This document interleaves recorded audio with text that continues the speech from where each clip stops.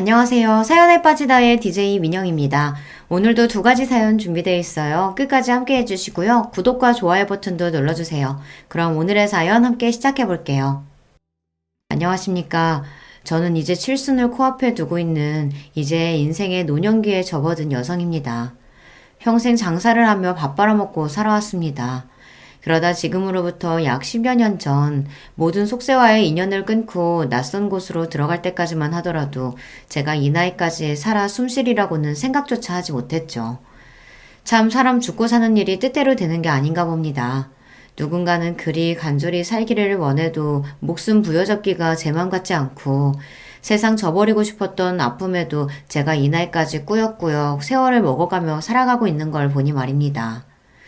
요즘 들어 주변인들의 소개로 이 채널을 통해 여러분들의 살아가는 이야기를 듣고 있자면 세상엔 나만큼이나 파란만장한 인생을 살고 계신 분들이 참 많다는 생각이 들어요. 한편으로는 그 모진 세월들 슬기롭게 이겨내시고 잘 살아가시고 계신 여러분들과 비교하자면 저 스스로가 너무나도 초라하게 느껴져 부끄러울 때도 많습니다. 저 역시 저를 귀하게 여겨주는 사람들 애를 어지간히 썩히면서 살아왔거든요. 어머니 도대체 왜 이런 곳에서 혼자 지내신 거예요? 제가 어머니를 얼마나 찾았는지 아세요? 어떻게 저희만 두고 그렇게 훌쩍 떠나실 수가 있으세요? 아가, 아이고 얘야, 내가 미안하다. 내가 정말 미안해. 어른이 되어서는 너희들을 감싸주지는 못할 망정 내가 나 숨쉬는 거 하나 힘에 겨워 너희들을 모르는 척하며 살았구나. 내가 죄인이다. 내가 죄인이야. 동안의 세월 끝에 다시 만난 며느리와 눈물의 재회를 나눈 저였습니다. 입이 10개라도 그 아이에게는 할 말이 없지만 그럼에도 불구하고 저 스스로를 위한 변명을 하자면 그렇게라도 하지 않으면 단 한순간도 제대로 숨을 내뱉을 수가 없었어요. 마음속으로 세상 버릴 각오까지 해놓고서는 저도 모르게 숨통 트일 구석을 찾았던 모양입니다. 대체 사람이 어떤 일을 겪으면 이렇게까지 하나 싶으시겠죠. 지금부터 제가 살아오면서 겪은 이야기를 들려드릴까 해요. 말솜씨 없는 부족한 늙은이의 이야기지만 잘 들어주셨으면 좋겠습니다. 젊은 나이에 남편을 만나 아들 녀석 하나 낳고 다복하게 살던 시절이 저에게도 있었습니다. 그러다 제 남편 건강이 악화된 것은 저희 아들인 선우가 채 석도를 맞이하기도 전이었습니다. 원래부터 남편이 그리 강골인 편은 아니었어요. 왜소한 체격에 바깥 활동을 좋아하기보다는 책을 보거나 서류를 들여다보는 일이 더 적성에 맞았던 남편이었습니다. 하지만 저 때만 하더라도 몸 쓰는 일은 사무직 일에 비해 다소 경시되던 상황이었고 저나 저희 친정 부모님이나 사람 점잖고 머리에 든 것도 많았던 남편과 맺어진 것을 만족스럽게 생각하고 있었습니다. 결혼 생활 역시 평온했어요. 감정 기복이 심한 사람이 아니다 보니 집에서 큰 소리 날 일도 별로 없었습니다. 시댁에서야 저희 서구 낳고 나서는 손 귀한 집에 손자까지 떡하니 안겨주었다며 며느리인 저를 예뻐해 주셨어요. 덕분에 감사하게도 시집살이 역시 모르고 살았습니다. 제 비슷한 또래의 여자들이 시어머니 시집살이에 마음고생을 적잖이 하는 사람들이 많다는 걸 생각해보면 저는 여러모로 운이 좋은 편이었어요. 비록 그런 시부모님께서도 저희 결혼한 지 얼마 되지 않아 차례로 지병으로 일찍 떠나고 마셨지만 말입니다. 결혼을 하기는 했지만 저희 나이대와 지금보다 훨씬 일찍 결혼했잖아요. 짧은 시간 안에 양친을 모두 잃은 남편의 상심 역시 컸습니다. 이 나이 먹고 우리 서구 아버지가 되었는데도 부모를 잃는다는 건 참 가슴이 휑하니 비는 기분이야. 항상 부모님께 심적으로 의지를 많이 했지만 나도 이 정도일까지일 줄은 몰랐어. 그러게 말이에요. 두 분 다 참 좋으신 분이셨는데 우리 서구 커서 장가가는 것까지 봐주셨으면 얼마나 좋으셨을까. 저 역시 그런 남편을 진심으로 안타까워했습니다. 제 남편에게 따스하고 정 많은 성정을 물려주신 만큼 제게도 정을 많이 주신 시부모님이셨으니까요. 초저녁부터 꾸벅꾸벅 졸고 있는 서구를 바라보며 남편이 다짐했습니다. 나는 나중에 우리 서구가 젊은 나이에 이런 상실감 느끼지 않도록 정말이지 오래오래 우리 아들 곁에 있어줘야겠어. 버팀목이 될 수 있는 부모로 오래 곁을 지켜주는 것도 부모된 도리로서 자식에게 해줘야 할 일인 것 같아. 당신 말 잘했어요. 그러니까 앞으로는 술도 좀 줄이고 담배도 끊고 우리 서구 장성하는 거 보려면 그래야 되지 않겠어요?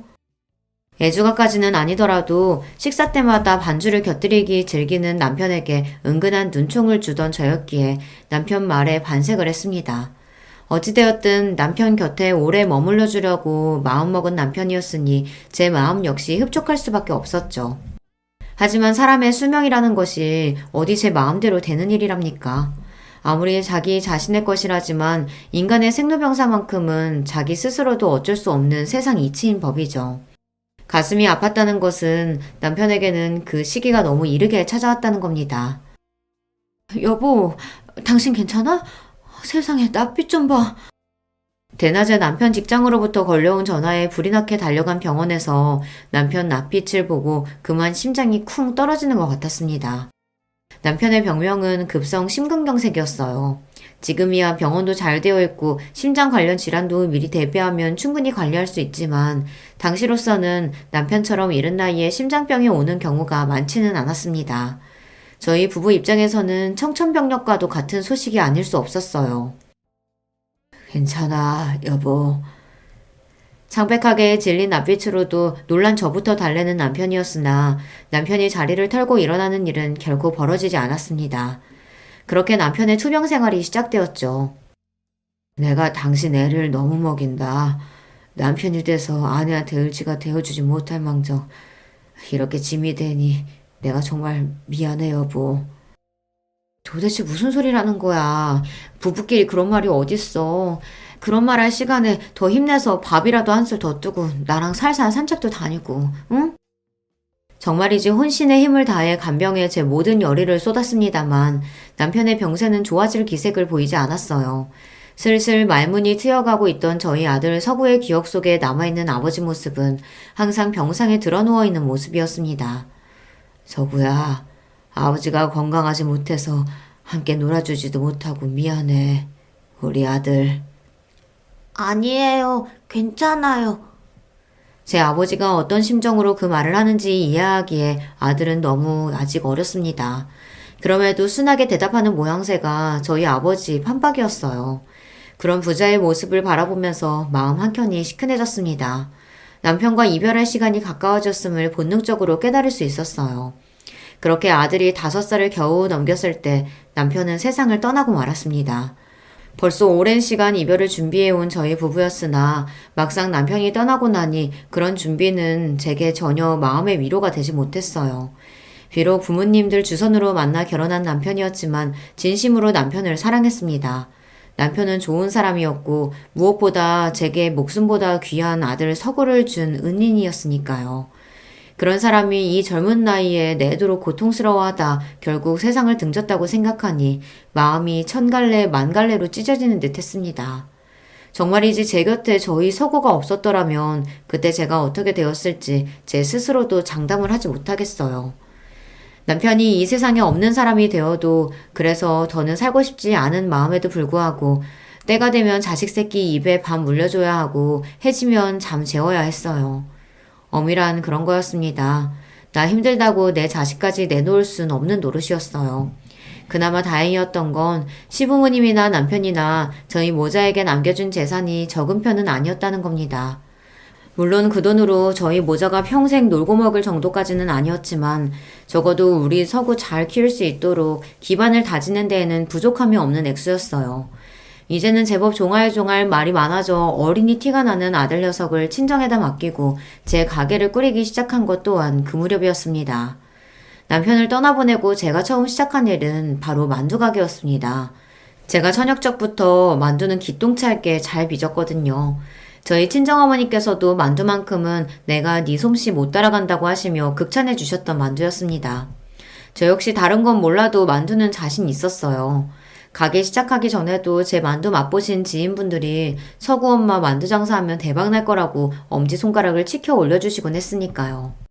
비록 나 당신 절대 고생 안 시킨다며 식당 이야기가 나올 때마다 말도 못 꺼내게 하는 남편 말 앞에서 번번이 가로막혔지만 말입니다. 그런 남편이 떠나고 없으니 이젠 저 살림만 하게 해주겠다며 붙잡을 사람도 없었어요. 그런 남편이 그리운 마음이야 가실 줄은 몰랐으나 산 사람은 살아야 한다는 잔인한 삶의 진실 앞에 저 역시 변해야만 했습니다.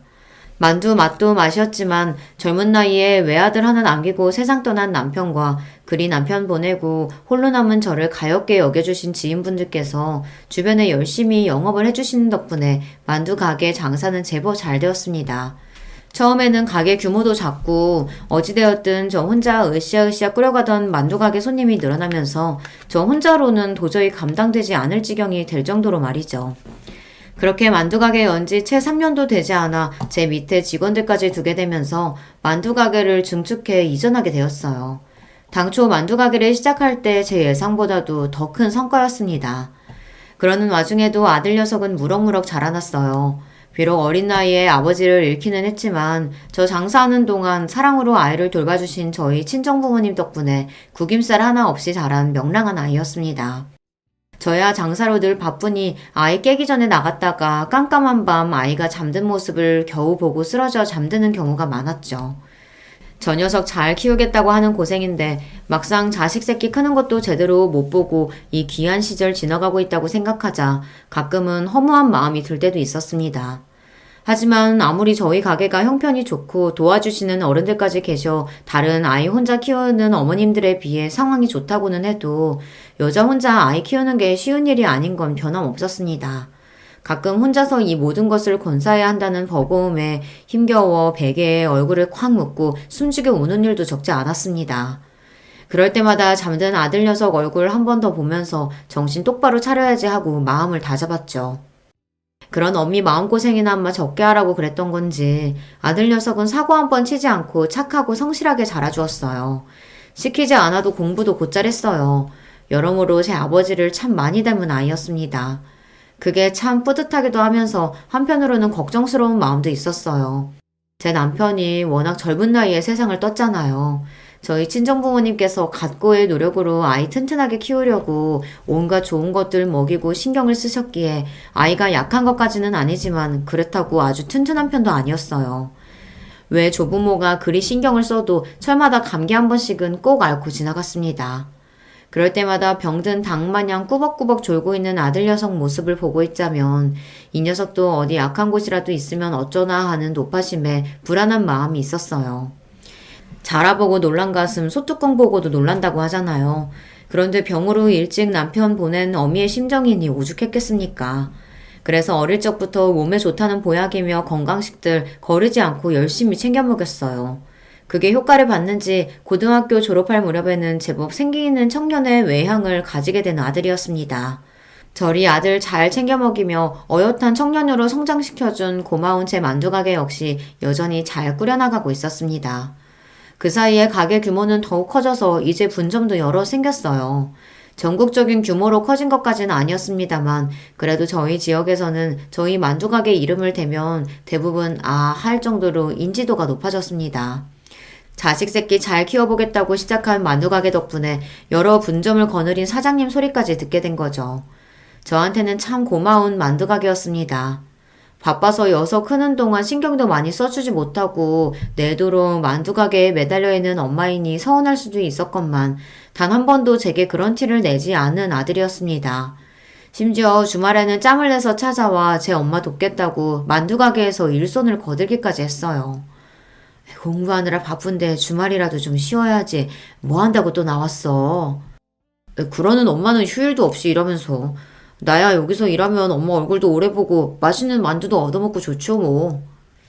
말 한마디도 어쩜 저렇게 다정하게 하는지 엄마가 많이 신경 써주지 못했음에도 자기 아버지 닮은 다정하고 심성 고운 사람으로 자라준 것 같아 아들에게 고마운 마음이었습니다. 특히 며칠 전에 저같이 요식업으로 사업 키운 지인 모임에 갔다가 음식 장사하는 부모 부끄럽게 생각하는 자식 때문에 마음고생하는 이야기를 들었던 차였어요. 저런 아들의 효도가 더욱 기껍게 느껴졌습니다. 부모가 갖은 고생해가며 음식 팔아 자식 편하게 살게 해줬는데 고마운 줄 모르는 녀석들도 꽤 많더라고요. 그런 녀석들하고 비교하자면 저희 아들은 선녀였습니다. 가끔은 한 번을 엄마 속 썩이지 않고 반듯하게만 자라준 아들이 고민거리가 있어도 막상 제게 이야기를 하지 못하는 건 아닐까 염려스럽기도 했지만 그럼에도 착하고 공부 잘하고 무엇보다 건강하게 자라준 아들은 제 인생 가장 큰 자랑거리였어요.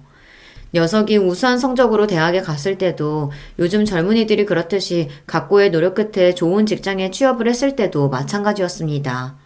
그 사이에 제게 누구보다 든든한 버팀목이 되어주시던 친정부모님께서도 차례로 세상을 뜨시고 이제 정말이지 이 하늘 아래 제 피부치라고는 아들 녀석 하나뿐이었습니다. 아들은 제 전생을 통틀어 가장 소중한 존재이자 삶의 이유였어요. 그런 녀석이 마치 제 성정을 그대로 닮은 며느리를 데려왔을 때도 기쁜 마음을 감출 수 없었죠. 제 며느리인 희진이는 어린 나이에 일찍 부모님을 잃고도 결코 삶에 대한 희망을 놓지 않았던 단단하고 바른 아이였습니다. 마치 제 아들 녀석과 꼭 한 쌍으로 태어난 것 같이 보기 좋은 커플이었죠. 아들이 처음으로 소개시켜준 여자친구는 첫눈에 제 마음에 쏙 들었습니다. 희진아, 우리 서구랑 일이 사이좋게 잘 지내줘서 나는 항상 고마워. 너희 둘 잘 지내는 것 외에 나는 더 바랄 게 없다. 제가 더 감사하죠, 어머님. 항상 부족한 저인데 모자란 부분보단 이쁜 부분부터 봐주셔서 정말 감사해요. 아무래도 제가 만두 사업이 잘 되기 시작하며 지역에서는 유지로 인정받게 되었어요. 든든한 친정 기반이라고는 없는 며느리 입장에서는 그런 저희 집과 자신의 환경을 비교하지 않기가 쉽지 않았겠죠. 하지만 정말이지 저한테 그런 건 아무런 상관도 없었습니다. 양친 도움 받아가며 제 안목할 수 있게 자라나는 것도 쉬운 일이 아닌데 희진이 네가 이렇게 훌륭한 어른으로 성장하기까지 얼마나 고생했을지 내가 모르지 않아. 해도 내가 감사를 해야지. 너처럼 좋은 며느리 까먹게 되었으니 우리 아들이 여자 보는 눈이 좋은 모양이다. 저보다 나이는 한참 어리지만 심지가 굳은 며느리가 존경스러울 정도였어요. 서로에 대한 예정과 신뢰로 빛나는 두 아이의 얼굴을 보며 저 둘의 앞날이 그저 순탄하기만을 빌고 또 빌었습니다. 정말 감사해요, 어머니. 아버지 저 그렇게 어릴 때 돌아가시고 엄마가 지금껏 저 키우시느라 얼마나 고생하셨는지 저로서는 헤아리기도 어렵겠지만요. 그만큼 앞으로 더 잘할게요. 저뿐만 아니라 희진이도 그런 마음은 마찬가지일 거예요. 엄마는 며느리 새 식구로 들어오면 행여나 불편할까봐 불어 거리두리 하신다는 거 알지만 정말로 안 그러셨으면 좋겠어요. 어머니 그러시면 희진이도 많이 서운할 거예요. 제가 결혼한다고 해서 제 가정 이룬다고 어머니한테서 떨어져 나가는 게 아니라 서로 의지할 수 있는 자식이 하나 더 생기는 거라 그렇게 여겨주세요. 말만 들어도 고맙다. 너나 희진이나. 어떻게 이렇게 고운 사람들이 내 곁에 있는지 내가 참 복이 넘치는구나. 결혼식 전날 밤 따스하게 말하는 아들 녀석에게 너무 고마워 눈물이 찔끔 날 지경이었지만 그럼에도 아들 내외 부담스러울 일 없도록 언행을 각별히 조심해야지 마음먹었습니다. 이런 제 결심이 무색하게 결혼 후에도 아들과 며느리는 뺀질나게 제 집에 드나들며 다소 조심스러워하는 제 마음의 거리를 좁히기 위해 노력했죠. 제가 별 수 있나요? 아마 서구나 희진이한테 저는 평생 져주는 사람일 겁니다. 결국 며느리인 희진이 역시 제 가슴으로 낳은 딸처럼 받아들이게 되었습니다. 손자인 시완이가 태어나던 날 사람이 너무 기쁘면 눈물샘이 그만 고장나 버린다는 걸 그날 처음 알게 되었어요. 아들과 며느리의 선한 눈매를 닮은 손자 녀석은 벌써부터 할머니를 보고 방긋방긋 웃는 것이 사랑스럽기 그지 없었습니다. 갓 태어난 새 생명을 안고 기쁨에 젖어있는 아들 며느리 내외를 바라보는 제 코끝이 시큰해졌어요. 저보다 더 지극정성으로 아들을 키워주신 저의 친정부모님이나 아들이 장가가서 자식 볼 때까지 제 옆에 있어주겠노라 그렇게 지키지 못한 약속을 하고 떠난 남편이 지금 이 모습을 본다면 얼마나 행복해할지 생각하니 기쁨과 슬픔이 동시에 밀려오는 기분이었어요. 아들이 저리 행복한 가정생활을 하고 있는데 어미인 제 마음이 어떻게 뿌듯하지 않을 수 있었겠습니까? 아들 녀석 참한 며느리 만나 결혼해 자식까지 보았으니 이제 내가 할 일은 다 했다 싶은 생각도 들었어요. 여자 혼자 아이 키우면서 품고 살아온 온갖 노파심도 어느 정도는 내려놓게 되었죠. 그럼에도 불구하고 딱 한 가지 여전히 제가 총각을 곤두세우며 신경 쓰는 것이 있었어요. 바로 아들의 건강 문제였습니다. 엄마, 정말 걱정 안 하셔도 된다니까 그러네. 나 약했던 것도 어릴 때나 그랬던 거지. 애 크고 나서는 감기 한 번 제대로 안 걸리잖아요. 맨날 나 걱정한다고 마음 쓰지 말고 어머니나 어디 아프신 데 없도록 항상 유의하세요. 엄만 괜찮아. 평소에 잘 아프지도 않는 거 알면서.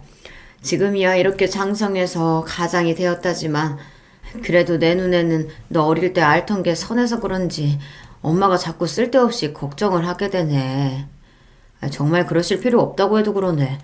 매년 회사에서 정기적으로 건강검진 하기도 하고 나도 새벽마다 수영 다니면서 건강관리 열심히 하고 있는 걸.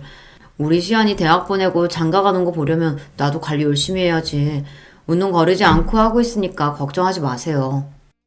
아들 말대로 얼굴에 활기가 넘치고 있었죠. 그럼에도 불구하고 어미이다 보니 다른 건 몰라도 건강만큼은 신경 쓰게 되더라고요. 며느리까지 들어오고 나자 아들뿐만 아니라 며느리 건강까지 챙기느라 그런 걱정거리는 두 배가 되었네요. 어머님, 자꾸 저한테 이런 거 보내시지 말고 좋은 건 어머님 드시라니까요. 나도 먹었어. 나 챙기는 김에 너희들 것도 챙겼으니 아까워하지 말고 부지런히들 먹어. 철마다 온갖 보양식이며 기운 떨어질 만한 시기에 보약 한 제 지어 보내는 건 여전했습니다. 고맙게도 그런 어미 마음을 헤아려 아들 며느리 모두 군말 없이 보내주는 거 잘 챙겨 먹어주어 제 마음이 뿌듯했습니다. 그래, 이만하면 저 아이들도 제 자식 제대로 건사할 때까지 건강하게 잘 버텨주겠지. 조금씩 마음을 놓기 시작했어요. 그날은 여느 때와 다름없는 날이었습니다. 제가 장사를 업으로 삼아 사는 사람이다 보니 한창 바쁜 시간에는 정신이 하나도 없었지만 평생을 일이 살다 보니 그건 역시 익숙한 일 중 하나였죠.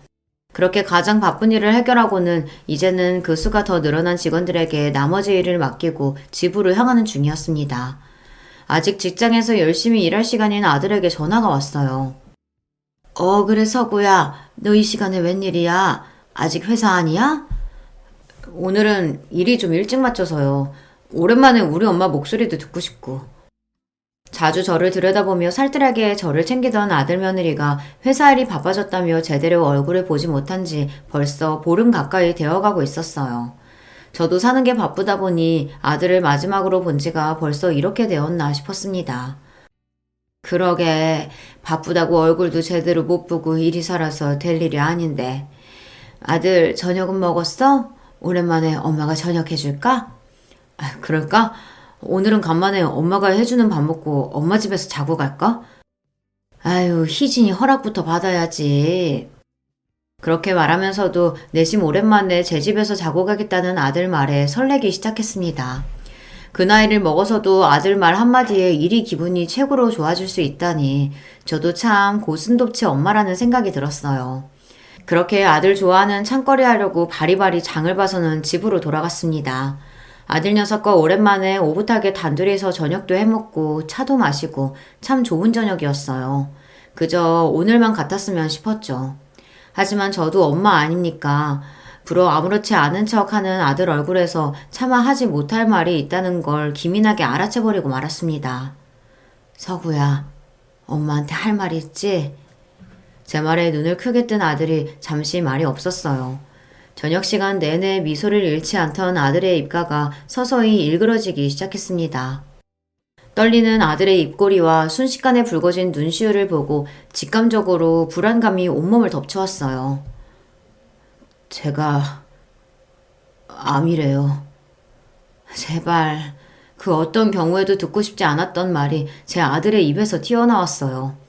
그대로 대답도 어떤 행동도 하지 못한 채 그저 경악에 차서 박제되기라도 한 듯 얼어붙어 있었습니다. 지난번 검진에서 이상이 있다고 해서 정밀검사 해봤는데 이미 암이 꽤 진행된 상태라고 그러네요. 위치도 안 좋고 전이 되었을 확률도 높다고 하고 차마 자식이 되어서 어머니한테 드릴 수 없는 말씀이라 망설이다가 더는 미룰 수 없을 것 같아 말씀드리는 거예요. 벌린 제 입가와 허공에 맴도는 손이 파르르 떨렸습니다. 이윽고 제가 비명과도 같은 울음을 터뜨리고 말았어요.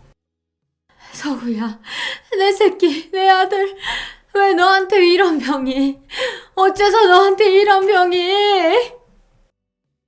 그건 절규에 가까웠습니다. 제 목구멍에서 이런 소리가 나올 수 있다는 게 소름이 끼칠 정도였어요.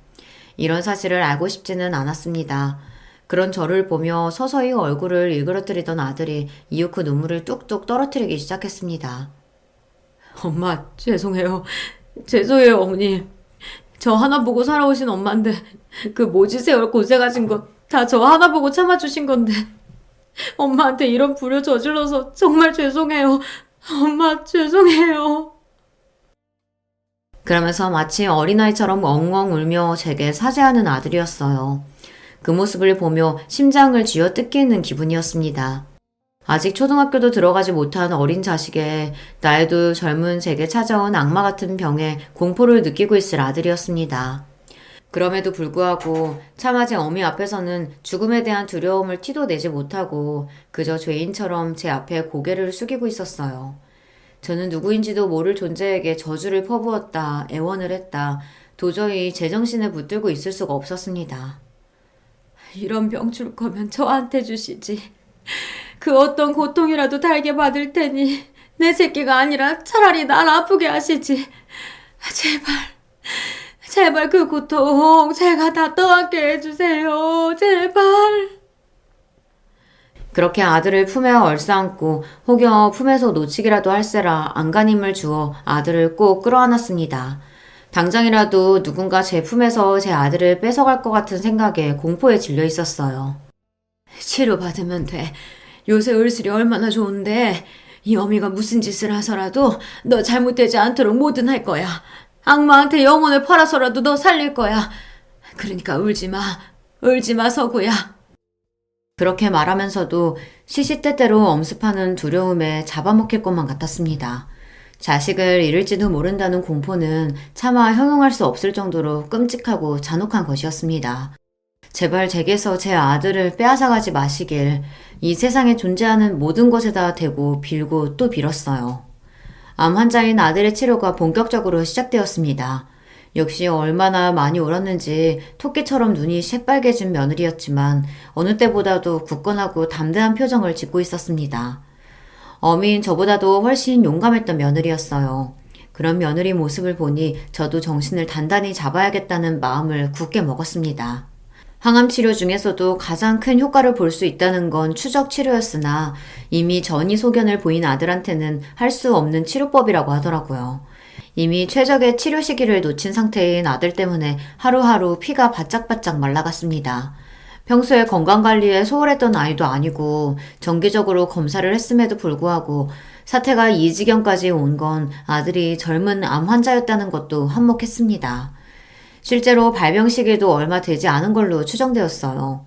나이가 젊고 건강하다 보니 암세포가 자라는 양상도 빨랐다는 게 가장 무서운 부분이었습니다.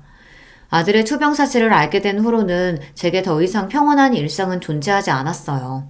식당 일은 이미 내팽개진 지 오래였습니다.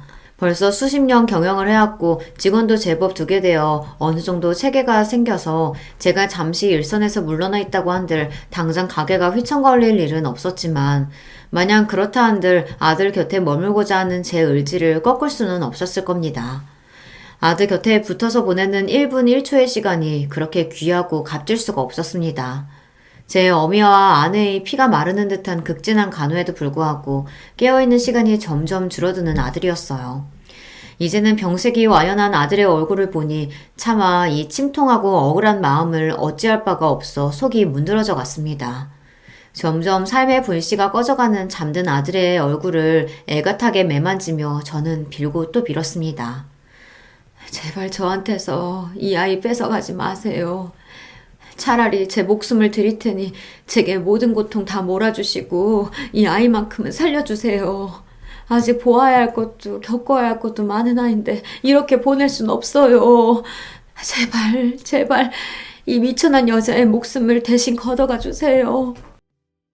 온 세상 모든 것에 엎드리는 심정으로 빌고 또 빌었습니다만 그런 제 기도가 하늘에 가 닿는 일은 없었습니다. 엄마, 정말 죄송해요. 엄마한테 이런 고통을 겪게 해드려서 정말로 죄송해요, 엄마. 제발 저 떠나고 나서 너무 많이 아파하지 마세요. 엄마, 제발. 반쯤 정신이 없는 와중에도 마지막 순간까지 하나뿐인 자식을 잃고 남겨질 제 어미 걱정에 마음을 놓지 못하는 아들이었어요. 그런 아들을 제발 떠나지 말라고 부여잡고 싶었음에도 불구하고 어미가 되어 마지막까지 자식 새끼 편히 눈 감지 못하게 해서 혹여나 아이가 구천을 떠돌게 되진 않을까 무서운 마음이었습니다. 그리하여 심장을 난도질 당하는 아픔을 겪고 있었음에도 차마 떨어지지 않는 입을 열었습니다. 그래, 서구야. 내 아들. 엄마, 네가 하라는 대로 할게. 너 원하는 대로 다 할 테니까 제발 마음의 부채감 같은 거 단 한 점도 남겨두지 마. 응? 그렇게 말하면서도 도무지 이 믿기지 않는 현실을 받아들일 수가 없어 제 온몸이 벌벌 떨렸습니다.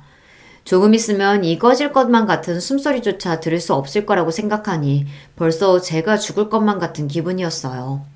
옆에서 남편의 임종을 지키고 있는 며느리 역시 제정신이 아닌 것 같았습니다. 이 순간만큼은 아들의 투병 생활 내내 이를 악물고 정신력으로 버티던 며느리도 차마 제 몸을 가눌 수 없는 것만 같았습니다. 벌벌 떨리는 며느리의 몸을 꽉 끌어안은 제 몸 역시 떨림이 멈추질 않았습니다. 그렇게 아들의 손에서 완전히 힘이 빠져나갈 때까지 목에서 피가 나도록 울음을 삼키고 또 삼키며 온 가족이 아들을 부여잡았습니다. 이렇게 간절한 마음으로 붙들고 있으면 잠시나마 아들이 좀 더 머물러 주기라도 할 것처럼 말이죠. 하지만 끝내 그런 일은 일어나지 않았어요. 그렇게 저는 제 평생의 사랑이자 제 인생의 버팀목이었고 나 자신보다도 더 귀중한 존재였던 아들을 떠나보내게 되었습니다. 막상 아들이 떠나고 나니 이 모든 현실이 제 것 같이 느껴지지 않았어요. 아들이 떠났다는 것은 다 거짓말이고 갈 곳을 잃은 제 정신이 꿈속을 배회하는 것이 아닐까 그런 망상까지 하게 되었습니다. 저도 저지만 며느리 역시 실신하기 직전이었어요. 그런 며느리를 간신히 버티게 해주는 것이 바로 제 엄마 곁에 찰싹 붙어 앉은 손자 시완이었겠죠. 제가 남편을 잃고 혼자 남겨졌을 때 제 아들 서구 때문에 간신히 목숨을 지켜낸 것처럼 그때의 며느리도 그럴 거였습니다. 한편으로는 감히 그런 며느리에게 부럽다는 생각까지 들었어요. 새파랗게 젊은 나이에 남편을 잃은 고통이야 저 역시 겪어보았으니 그 참담함을 이해하지 않을 수 없었으나 아들 잃은 것은 정말이지 차원이 다른 문제였습니다. 아들의 숨이 멎은 이후로 제 인생은 그대로 멈춰버렸습니다. 그건 죽은 인생이나 다름없었습니다. 저는 닥치는 대로 세상에 존재하는 모든 것을 저주하기 시작했습니다. 그중 가장 저주스러웠던 건 다름 아닌 저 자신이었어요. 내 새끼가 더는 이 세상에 존재하지 않는다는데 아직까지 목숨을 부지하고 살아가는 저 자신이 혐오스러워 견딜 수가 없었습니다. 나를 데려가지. 근데 어미 곁에 붙어있지 못할 것 같았으면 차라리 나도 데려가지. 서구야, 서구야. 차마 크게 내뱉지도 못하고 애타게 떠난 아들을 찾으며 저는 점점 죽어가고 있었어요. 하지만 고통은 지금부터 시작이었습니다. 에헤이, 엄마. 무거운 거 들지 마시라니까. 아들도 다 어디다 쓰려고요. 엄마, 오늘은 엄마 좋아하는 나물 비빔밥 해 먹을까? 제 집 구석구석, 그리고 제가 평생을 일한 만두 가게까지 아들이 존재하지 않은 곳이 없었습니다. 정작 내 아들은 이미 세상을 떠났는데 제 눈이 닫고 제 귀가 열려있는 모든 곳에 아들이 함께하고 있었어요. 그런 아들의 흔적을 발견할 때마다 마치 아들이 되살아난 것 같아 기쁘다가도 이내 그것이 현실이 아님을 깨닫고 더 지독한 괴로움에 시달려야 했습니다. 애초에 제 몸으로 품어 제가 이 세상에 내놓은 아이가 아닙니까? 이미 장례식을 치러 세상과의 이별을 알렸다 할지라도 그게 어미인 저와의 이별이 될 수는 결코 없었습니다. 그렇게 집착적으로 아들의 흔적에 매달리며 저는 모든 삶의 의욕을 잃고 하루하루 그저 메말라 갈 뿐이었습니다. 어머님, 이러시면 어머니 걱정에 서구씨 정말 눈 못 감아요. 내키지 않으셔도 제발 한 술이라도 더 뜨세요. 네? 자기도 남편 잃고 숨쉬는 매 순간이 괴로울 텐데 자식 잃고 사람꼴이 아닌 시어머니를 살려보겠다고 발을 동동 구르는 가여운 며느리였습니다. 자식 먼저 앞세우고 살 자격도 없는 저 같은 못난 시어미 걱정에 눈시울을 붉히는 며느리 볼 낯이 없었어요. 그 옆에서 아버지의 죽음을 완전히 이해하지 못하지만 제 어머니와 할머니가 감당할 수 없는 슬픔에 잠겨있는 모습을 지켜보는 손자는 또 어떻고요. 먼저 자식 앞세운 것도 모자라 남아있는 며느리 손자에게까지 제 존재가 민폐되는 것 같아 제 목숨이 그리 하찮고 보잘것없게 느껴질 수가 없었습니다. 그 두 사람에게는 정말 면목이 없는 말입니다만 며느리와 손자 얼굴을 보고 있을 때마다 아들 생각을 더더욱 지울 수가 없어 고통에 몸부림쳐야 했습니다. 그 둘의 얼굴을 볼 때마다 저 둘과 함께 있는 시간에 가장 행복한 미소를 보였던 아들의 얼굴이 눈앞에서 떠나가질 않아 심장이 옥죄이고 애간장이 끊어지는 기분이었습니다. 제가 두 사람 앞에서 사라지기로 한 것은 아들을 잃은 형용할 수 없는 큰 상실감 때문이기도 했지만 이런 제 비겁한 마음 때문이기도 했어요. 이제와 말해봤자 그저 유약한 늙은이의 변명처럼 들리실지 모르겠으나 이런 제가 그들 곁에서 사라져 주어야 저 두 사람도 앞으로 새 출발하기 더 수월할 거라고 생각했습니다. 지금 당장에야 남편과 아버지를 잃은 슬픔에 잠겨있는 두 사람이겠지만 그 둘에게 남은 인생이 너무 길었어요. 특히나 며느리는 또 어떻습니까? 저 역시 남편이 일찍 잃고 어린 자식 홀로 키워가며 살아온 사람입니다. 젊은 나이에 과부된 서름을 제가 이해하지 못하면 누가 이해할 수 있었겠어요. 우리 착한 며느리는 정 많은 아이니 홀로 남겨진 자식 잃은 시어머니를 외면할 수 있는 성정은 아니었습니다. 하지만 앞으로 남은 세월이 긴데 저 아이 영영 혼자 둘 수도 없는 노릇 아니겠어요. 그렇다면 언젠가 저 아이 제가 하는 모습을 지켜봐야 할 텐데 저로서는 도저히 그걸 지켜볼 자신이 없었습니다. 내 아들이 그 누구보다 사랑했던 며느리가 다른 사람의 아내가 된다니. 며느리 생각하면 차마 염치가 없는 이야기긴 하지만 그것까지 버틸 자신은 없었어요. 며느리한테도 새로 시작하는 마당에 이미 떠난 남편에 혼자 남겨진 어머니와 가깝게 지내면 얼마나 마음이 불편할지 혹여나 그의 인생의 짐이 될까 싶어 두려웠습니다. 며느리와 손자 몰래 제 신변을 정리하기 시작한 것도 그래서였습니다. 제 복에 넘치는 행운이라 여겼던 제 사업의 성공 역시 더는 제게 기쁨으로 다가오지 않았습니다. 이치에 맞는 소리가 아니라는 건 알지만 내가 욕심을 조금 덜 부렸다면 혹시 내 아들 데려가지 않으시진 않았었을까 하는 말도 안 되는 생각까지 들 정도였어요. 세상 모든 일이 내 아들 데려가기 위한 일이었던 건 아니었을까 거의 망상에 가까운 생각들에 사로잡히기도 했습니다. 벌려놓은 사업장이 여러 곳이다 보니 본래 제대로 정리를 하고자 하면 긴 시일이 걸릴 일이었어요.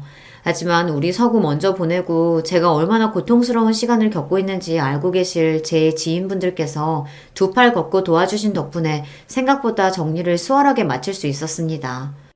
넘길 수 있는 것들은 넘기고 정리할 것들은 정리하고 와중에 새로운 사장이 들어오더라도 기존의 직원들 고용을 보장해주겠다는 확답까지 받아내고 나서야 저는 모든 일에서 손을 뗄 수 있게 되었습니다. 그렇게 정리하고 나니 자산이 50억가량 모여있더라고요. 저희 집 일 봐주던 변호사를 통해 저 떠나면 바로 모든 재산을 며느리와 손자 앞으로 넘겨놓도록 했습니다.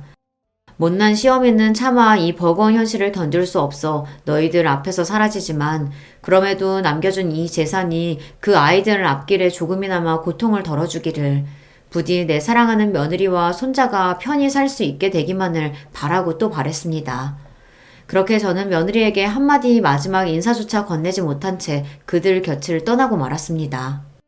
제가 떠나온 곳은 이제는 주민 하나 살고 있지 않다는 무인도였어요. 본래 10년 전까지만 하더라도 몇몇 주민들이 남아있었으나 다들 고령으로 떠나시고 빈집만 남겨지게 되었다는 겁니다.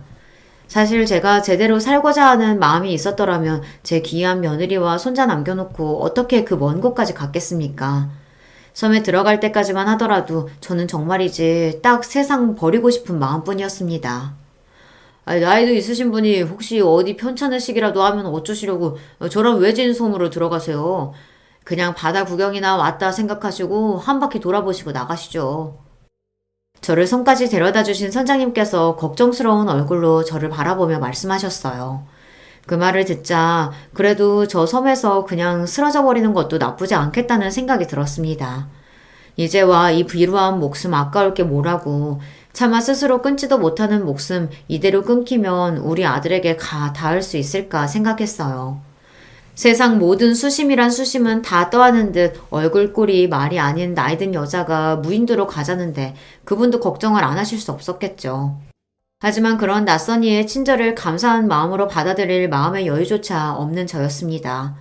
대꾸 없이 묵묵히 망망대해만 처연하게 바라보는 저를 보며 결국 성자님도 쯧쯧 혀를 차셨습니다.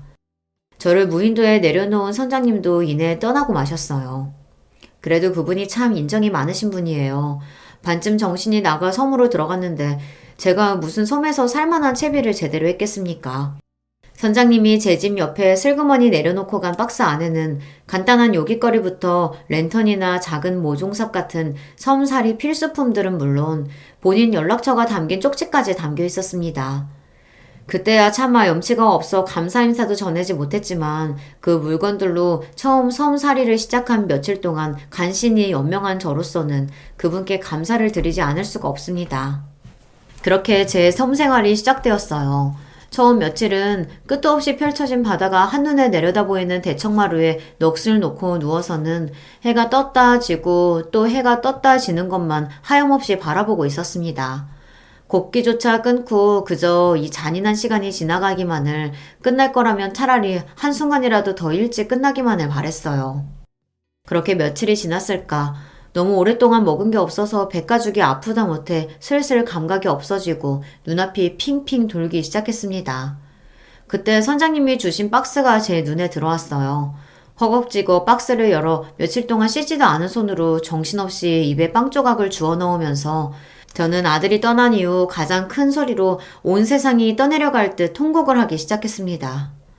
아들을 떠나보내기 전까지 정말이지 눈물샘이 마르지 않도록 많은 눈물을 흘렸는데 정작 아들이 가고 나서는 차마 시원하게 울어보지조차 못했던 저였습니다. 제가 통곡을 하는 순간 정말로 아들을 잃었다는 사실을 인정하게 될까봐 두려웠어요. 그러다 막상 죽음의 문턱에 가까워졌다고 생각하니 저도 모르게 반사적으로 생에 대한 의지가 다시금 샘솟으며 그동안 억눌러왔던 감정이 한꺼번에 터져나온 것이었습니다. 아들 앞세운 주제에 살겠다고 주둥이에 음식을 쳐놓고 있는 제 꼴이 스스로가 어처구니가 없어 악을 쓰며 울면서도 정작 제 어머니가 자기 보내고 일이 망가진 모습에 누구보다 가슴 아파했을 아들이 떠올라 슬픔을 주체할 수가 없었습니다.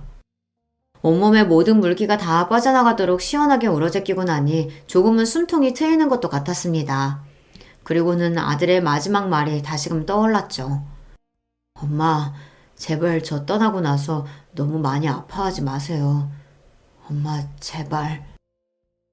마지막 눈 감는 순간까지 그저 자기 어머니에게 조금이라도 상처를 덜 줄 수 있기만을 바라던 아들이었는데 그 생각을 하니 지금까지의 제 못나 빠진 행동이 너무나 부끄럽고 우리 서구에게 너무나 미안해 견딜 수가 없었어요. 그제야 저는 제대로 마음을 다잡게 되었습니다. 내게 얼마의 시간이 주어졌을지는 모르지만 내게 주어진 시간이 다해 우리 아들 곁으로 가는 그 순간까지 아들이 바라던 대로 그저 슬픔의 침잠에 인생을 갉아먹고 있지 말고 의연히 살아보겠다고 말이죠. 그렇게 무려 10년에 다다른 제 섬생활이 본격적으로 시작되었습니다. 그러나 아무리 마음을 그렇게 먹었다곤 하나 자식 앞세운 엄이라는 것은 변함없는 사실이었기에 그 세월이 항상 평화로울 수만은 없었습니다.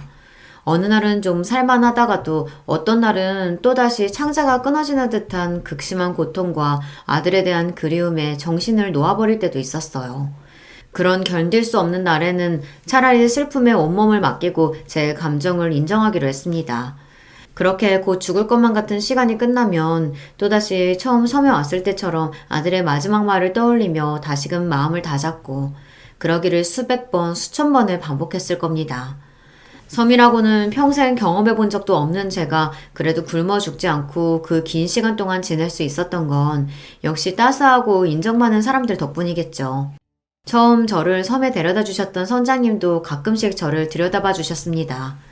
무인도라고는 하나 근처에는 주민수가 제법 되는 작은 섬들이 여럿 있었기에 지나는 길에 이 늙은이까지 신경을 써주신 겁니다. 그분 통해서 근처에서 일 보시는 분들도 잊을만 하면 한 번씩 저를 들여다봐 주시는 바람에 큰 탈 없이 지낼 수 있었던 거죠. 참으로 감사하고 또 감사한 인연입니다. 그날 역시 제가 손수 농사지어 만든 소박한 밥상으로 끼니를 해결하고 여느 때처럼 평화로운 바다를 물끄러미 내려다보고 있었습니다.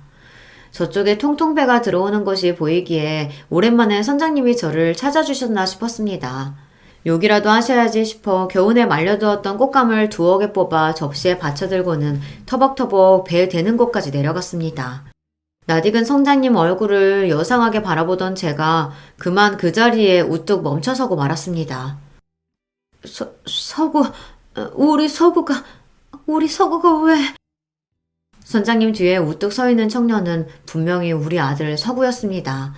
꿈에서조차 단 한시도 잊은 적 없던 내 아들을 제가 알아보지 못할 리가 없었어요.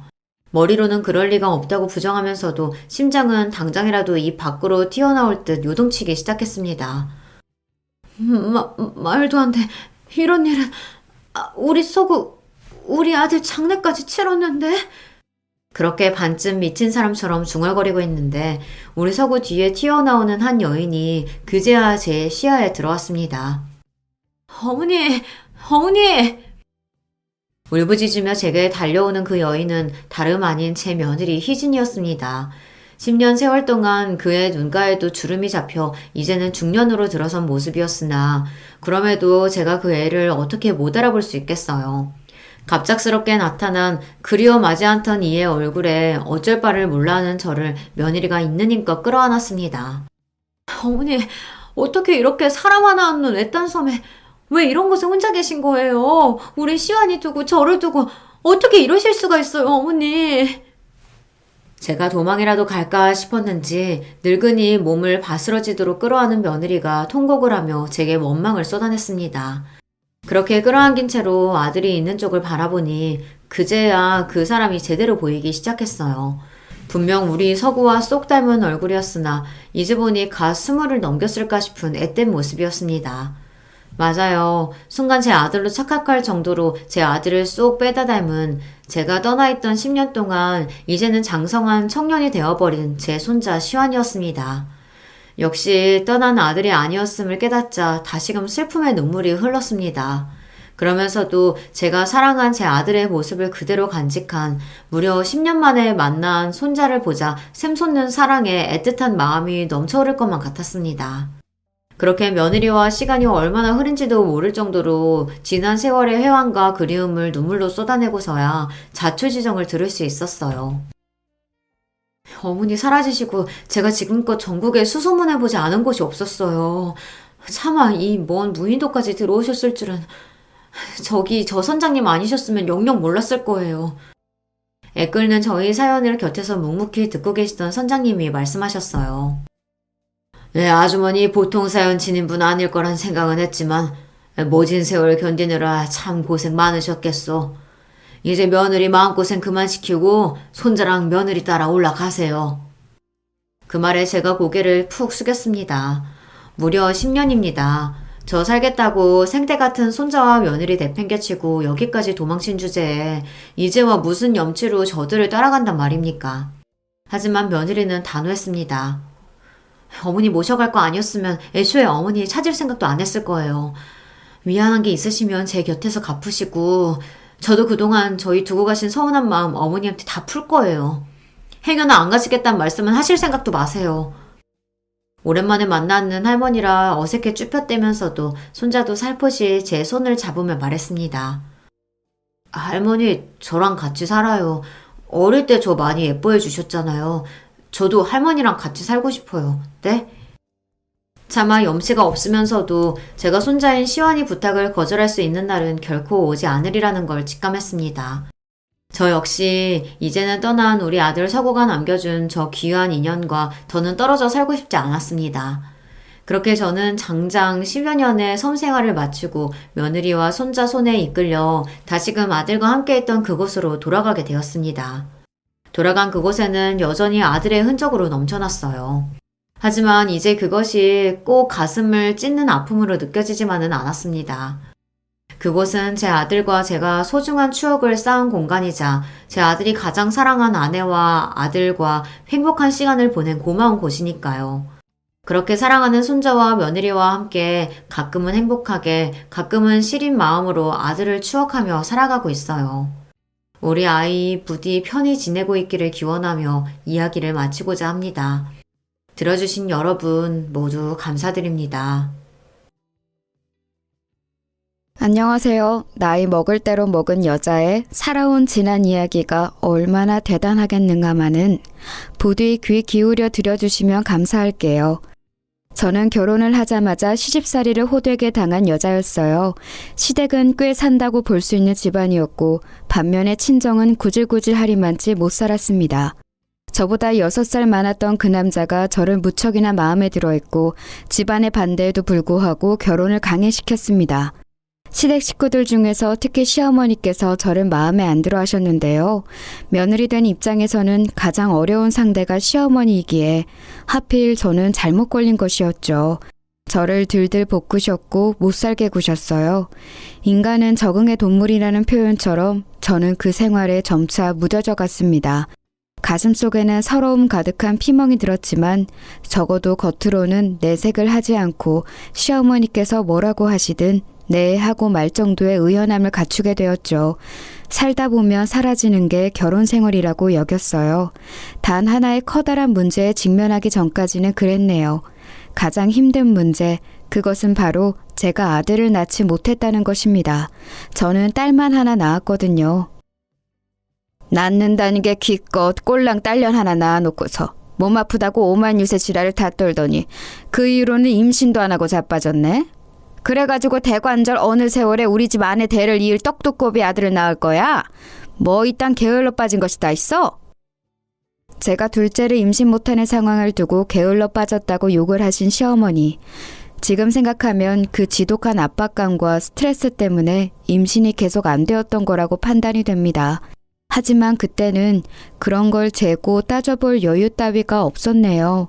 그저 아들을 낳지 못한 죄인이었을 뿐이에요. 그나마 다행인 게 있었다면 제 딸 미향이가 영특했으며 공부를 꽤 잘하는 아이였다는 겁니다. 또래보다 확실히 똑부러지고 머리가 좋아서 저를 웃음 짓게 만드는 존재였죠. 남편이 시댁 집안 전체에서 가장 머리가 좋다고 볼 수 있는 사람이었어요. 유일하게 가방끈이 길기도 했고요. 아마도 그런 남편의 머리를 제 딸이 물려받은 듯 싶었습니다. 그건 저만의 추측이 아니었는지 시어머니를 비롯한 오만 식대 식구들이 전부 제 딸 미양이가 똑똑한 건 친탁을 해서이며 외탁은 전혀 안 한 거라고 입을 모았어요. 제 공은 전혀 없다는 걸 말하고 싶었던 거였겠죠. 머리는 몰라도 외모는 분명히 저를 더 닮은 미양이었는데 그 점을 아무도 짚어주지 않았습니다. 그리고 제가 믿고 의지하려던 남편은 저에게 배신을 안겨주었어요. 바람이 난 것이었습니다. 저보다 3살 어린 여자였고 집안 형편 또한 저보다 좀 더 나았어요. 술에 취해서 귀가를 한 남편이 잠꼬대로 웬 낯선 여자의 이름을 불렀을 때 바로 그때부터 저의 슬픈 의심이 시작됐었는데 아니라고 믿었건만 결국은 바람이 맞았습니다. 그 이름의 여자와 바람이 난 것이었고 둘이 나란히 팔짱을 끼고 걸어가다가 저를 딱 마주치고 말았어요. 저는 동네에서 제법 친하게 지냈던 애기 엄마가 다른 동네로 이사를 가서 한번 놀러 오라고 초대를 해주었기에 그 동네에 가본 것이었어요. 그랬다가 운명처럼 남편의 바람 현장을 목격한 것입니다. 만약에 저 혼자였다면 남편이 네가 잘못 봤다며 발뺌을 했을지 어땠을지 모르겠어요. 그런데 이사를 간 애기 엄마뿐만 아니라 다른 이웃들도 몇몇 함께 있었기 때문에 완전히 증거가 남겨지고 말았죠. 돌이킬 수 없는 상황이었어요. 일이 커졌는데 시댁에서는 저보고 참으라고 그랬습니다. 남자가 살다 보면 바람도 날 수 있는 거지. 네가 2번까지는 참아라. 너는 뭐 잘난 게 있다고 내 아들이 바람이 났다며 그걸 분해하면서 누나를 부라려? 아들을 못 낳는 게 건방지게 싫이. 조용히 입 닥치고 있어. 내 아들이 어련히 알아서 잘할까. 어머님, 이런 문제에서 어떻게 어련히 알아서 잘하기를 기다릴 수가 있어요? 그 여자와 더 놀아나든 말든 언젠가 헤어질 테니 그때를 저보고 기다리라고 하시는 건가요? 내가 너한테 입 닥치라고 어제 말했니? 아니면 엊그제 말했니? 방금 말했다. 이 맹추야. 방금 들은 거 그새 까먹었어? 입 안 닥치면 그 멍청한 주둥아리를 내가 때려줄 테니까 어디 한번 더 떠들어봐. 시어머니의 기세에 너는 움츠러들었고 시아버지를 비롯한 그 어떤 시댁 식구들도 제 편을 들어주지 않았습니다. 다들 시어머니의 눈치만 살피면서 헛기침을 하는 게 전부였어요. 시어머니께서 그렇게 나오시니 남편은 기고만장했습니다. 이제는 아예 대놓고 뻔뻔스레 바람 행각을 이어갔어요. 자연스레 제 딸 미양이도 자기 아빠가 바람이 났다는 것을 알게 되었고요. 남편이라는 작자가 숨길 생각이 없으니 미양이가 끝내 모르게 하는 건 불가능했어요. 제 소중한 딸에게 이딴 꼴을 보게 하여서 너무나도 미안했습니다. 힘이 없는 엄마라서 이것 또한 미안했죠. 미양이를 위해서라도 제가 계속 이렇게 바보처럼 참고 인내하며 그저 모든 상황이 다 지나가기를 바라는 것은 아니라는 생각이 점차 들기 시작했어요. 제 머릿속에 한 가지 단어가 떠올랐습니다. 이혼이었죠. 그 당시에는 이혼이라는 게 확실히 지금보다 더 큰 울림으로 다가왔던 시절이었고 저 같은 여자에게는 더욱더 엄청난 일이었어요. 그래서 많이 망설였습니다. 이혼을 하고 나면 미양이를 제가 혼자 어떻게 키우며 공부를 계속시킬 수 있을까 이런 근본적인 고민도 따라왔고요. 하지만 역시 이대로 살고 싶지는 않아서 어느 날 용기를 냈어요. 여보, 우리 이혼해요. 서로를 위해서 갈라서는 게 낫잖아요. 계속 이혼하자는 말을 꺼내고 싶었는데 많이 망설였고 생각을 해본 끝에 이렇게 결국 말을 하게 되었네요. 이혼을 고민하는 과정에서 내가 당신을 사랑하기에 놓치고 싶지 않다는 바람은 없었어요. 그저 가정을 지키고 싶다는 것과 우리 딸 미향이를 위하는 마음만 있었을 뿐이죠. 나는 이미 당신을 사랑하지 않은 지 오래된 것 같아요. 그건 당신도 마찬가지겠죠. 그러니까 이혼해요. 이혼? 그래, 뭐 좋아. 나쁠 거 없지. 그런 파격적인 제안을 먼저 해줘서 내 입장에서는 고마울 따름이야. 그런데 내가 아니라 당신 입에서 이혼이라는 소리가 먼저 나왔다는 게 나한테는 무척 모욕적이야. 어떻게 당신 같은 여자가 나한테 먼저 이혼을 하자고 할 수가 있어? 내가 그 정도로 만만해 보였나? 나를 얼마나 우습게 알면 이럴 수가 있지? 아주 괘씸해서 안 되겠네. 저와 결혼하고 싶다며 난리를 칠 때는 언제고 아이가 태어난 뒤 시간이 흐르자 뻔뻔하게 바람을 피웠던 남자. 종잡을 수 없던 이 인간은 저의 이혼 선언에 극도로 분노했습니다. 자기 딴에는 별것 아닌 저 같은 여자한테 먼저 이혼하자는 소리를 들은 게 무척 자존심이 상해서 미칠 노릇이었나 보더라고요. 그럴 거였으면 저한테 이혼하자고 말 좀 해주지. 제발 좀 그래주지. 이때를 회상하며 씁쓸한 웃음만 지어집니다. 왜냐하면 저는 먼저 이혼을 운운하여 자기 기분을 상하게 만들었다는 죄목으로 남편에게 이혼을 당했기 때문입니다. 이혼을 합의하에 했다고 보기 어려웠어요. 일방적으로 이혼을 당했다고 봐야 옳은 상황이었죠. 저희 두 사람의 이혼 결정 소식에 재빨리 움직인 시댁 식구들이 남편에게 붙어서 이런저런 도움을 주었기 때문에 가능한 일이었습니다. 가지지 못한 자, 배우지 못한 자의 서러움을 저는 이혼 과정에서 겪었어요. 이혼하면서 저는 결혼 생활에서 저를 유일하게 웃음 짓게 만들었던 존재, 제 딸 미향이를 빼앗기고 말았습니다. 남편은 경제력도 다른 능력도 없는 제가 미성년자인 딸을 어떻게 혼자 키우겠냐면서 자기가 키우는 게 맞다고 우겼어요. 만약 이렇게 될 줄 알았다면 저는 이혼의 이응자도 안 꺼냈을 겁니다. 바람난 남편이 딸을 원하지 않을 줄로 알았건만 상황은 제가 예상한 대로 흘러가지 않았던 거예요. 각자가 자기 밥그릇 챙기기에도 벅찬 친정에 도움을 요청할 수는 없었어요. 저는 억지로 우겨대는 남편의 마음을 돌려보고자 시어머니께 간청했습니다. 어머님, 제발 미양이는 제가 키울 수 있도록 해주세요. 제가 아이 엄마잖아요. 동네 사람들한테 제가 언뜻 들은 적이 있는데 아이가 어린 상태에서 부부가 이혼을 하면 보통 엄마 쪽이 양육권이라는 걸 갖는다고 그랬습니다. 제가 미양이를 키우는 게 당연해요. 그런데 그이가 너무 완강하게 우겨대니까 혹시 이 싸움이 길어질까 봐서 그게 걱정이에요. 그러면 길어지는 부모의 이웃 싸움에 미양이가 얼마나 상처를 받겠어요. 그러지 않도록 해주세요. 네? 어머님이 제발 그이의 마음 좀 돌려주세요. 어머님도 그이가 새 출발하기를 원하시잖아요. 다 알고 있어요. 뭐 그건 그렇긴 한데 미양이가 기집애라서 그거 하나가 좀 걸릴 뿐. 애가 똑똑하잖아. 자기 아빠 닮아서 공부를 퍽 잘하는 것 같던데. 솔직히 내가 보기에는 내 아들보다 공부를 더 잘하는 것 같기도 하고. 아무튼 너하고 네 딸은 달라. 네 딸은 우리 집안의 피를 강하게 받았어. 지금 그게 무슨 말씀이시죠?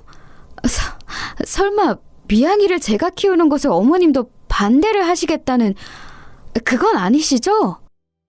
너도 잘 생각해라. 공부 잘하는 딸 대학까지 잘 보내고 싶으면 그 안 돌아가는 대가리를 잘 좀 굴려보라고. 네가 데리고 키워봤자 뭘 어떻게 잘해줄 수 있는데. 애가 공부하다가 모르는 게 있다고 물어보면 대답을 해줄 수 있기를 해. 아니면 그런 궁금증 싹 다 가시게 해줄 좋은 학원을 여러 군데 보내줄 수 있기를 해. 하나밖에 없는 딸 자식 앞길 망치지 말고 생각 잘하는 게 좋을 거야. 나도 솔직히 내 아들이 애 딸린 이혼남 되는 거 싫은데 내 소녀에 대한 일망의 정, 안타까움 이런 게 있어서 하는 소리야. 미양이 입장에서는 너랑 사는 게 장기적으로 독이야. 독! 그것도 맹독! 그야말로 청천벽력이었습니다. 그 소리를 듣는 순간 억장이 무너지더라고요. 저와 같이 살다가 꼭 저처럼 구질구질한 인생을 살게 되는 미양이의 미래가 눈앞에 그려졌고 저는 좌절감에 털썩 주저앉고 말았습니다. 시어머니께서는 그런 저에게 혀를 끌끌 차신 뒤 냉정하게 돌아서셨죠. 그게 제가 시댁에 갔던 마지막 날이었고 시어머니를 마지막으로 뵌 자리였습니다. 터덜터덜 집까지 그 먼 거리를 걸어가면서 저는 생각하고 또 생각했어요. 무엇이 제 딸을 위한 길일까 한참을 생각해본 끝에 제 욕심을 접기로 했습니다. 제 주제에 딸을 데려가 혼자 키우려고 했던 것은 순전히 제 욕심에 지나지 않았음을 인정하였죠. 저는 남편에게 앞으로 미양이를 잘 키워달라고 당부했습니다. 지금까지보다 더 아껴주고 위해달라고 하였고 남편은 제가 미양이를 멋대로 찾아오지 않고 제 인생만 조용히 산다면 제멋집 딸내미 부럽지 않게 잘 키우겠다고 했어요. 저는 그러겠노라 약속하였죠. 이혼은 그렇게 마무리되었습니다. 남편에게 이혼 이야기를 꺼낼 때 상상하였던 그림과는 정반대였네요. 당당하게 미양이를 데리고 제2의 인생을 개척하러 떠나는 저의 모습을 잠시 그렸었건만 현실은 저 혼자 비참하게 떠나는 모습이었어요. 제 딸 미양이는 그런 저를 붙잡았습니다. 엄마, 왜 저를 두고 가세요? 저도 데리고 가세요. 엄마 없이 앞으로 저 혼자 어떡하라고? 혼자라니 네가 혼자야. 아빠가 계시잖아. 앞으로 아빠하고 잘 지내면 돼. 싫어요. 저는 엄마하고 살 거예요. 아빠 말고 엄마와 살고 싶다고요. 엄마, 그냥 저도 데리고 가주시면 안 돼요? 땡깡 부리지 않을게요. 밥 투정도 안 할게요. 사고도 안 칠 거고 그냥 조용히 공부만 열심히 할게요. 그러니까 제발 저 좀 데리고 가주세요. 네? 아니, 안 돼. 왜냐하면 내 인생에는 네가 필요 없기 때문이야. 네가 있으면 걸리적거려. 나도 이제 내 인생 좀 멋지게 살아보고 싶은데 네가 끼어들면 그게 어려울 것 같거든. 그러니까 너를 데려갈 수 없어. 앞으로 네가 어떻게 살든 나는 상관 안 할 테니까 열심히 잘 살아. 나는 나대로 잘 살아갈게.